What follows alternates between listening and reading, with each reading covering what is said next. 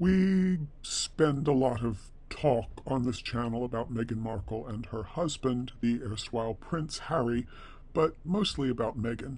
Or perhaps lazily, we talk about them as if they are one and the same, sharing the same heart, goals, and motivations. I think in this we are wrong. Don't misunderstand me. These are both damaged people.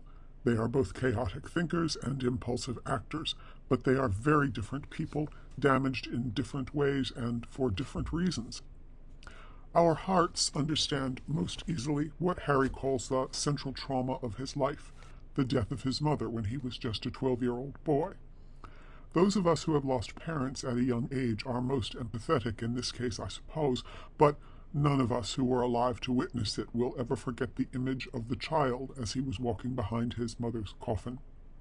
While many of us, like Harry's brother William, have emerged from similar trauma more intact than he has, or even stronger for our suffering, it isn't unforgivable that he's stuck now in the sorrow of the little boy he was. We may, fairly, think of him as a little dim, even weak, and easily led, and wish he had had therapists who had been more effective, but can we say at his core that he's a bad person?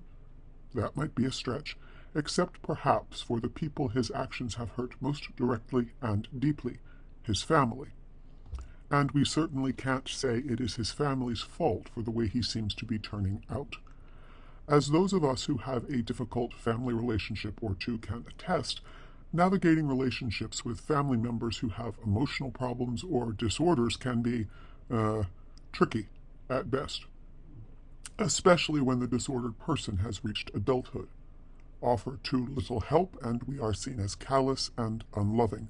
Offer too much and we are seen as interfering with the agency the loved one takes or wants to take over his or her own life.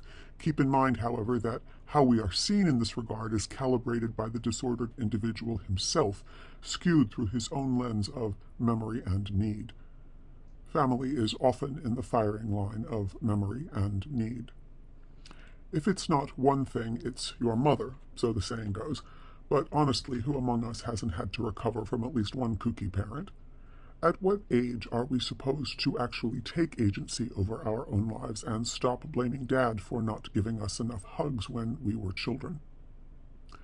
We might grow impatient with Harry for the long, drawn-out adolescence he's parading in front of us right now, but that doesn't make him a bad person either. Perhaps a tiresome one, but not essentially bad. It is less easy to look as charitably on Meghan. I know. She's that particular combination of ignorance and arrogance that could nettle a saint, but a little mercy for her too. When she is most exasperating, try to think to yourself what it must be like living inside her head, always on edge, waiting for the next slight, almost happy to take offense and fight on a new front, striving to be more than she is, yet unable to improve herself, reaching, grasping, never content. Never content, never confident, always compensating. It must be hell inside of her head. There will be another outrage from Montecito. That's a given. But as you shake your head in the midst of rightful scorn, spare a thought for the sight of the lost man walking to his seat alone at his father's coronation. Spare a little pity. Meghan and Harry are not in control of themselves. They can't help what they do.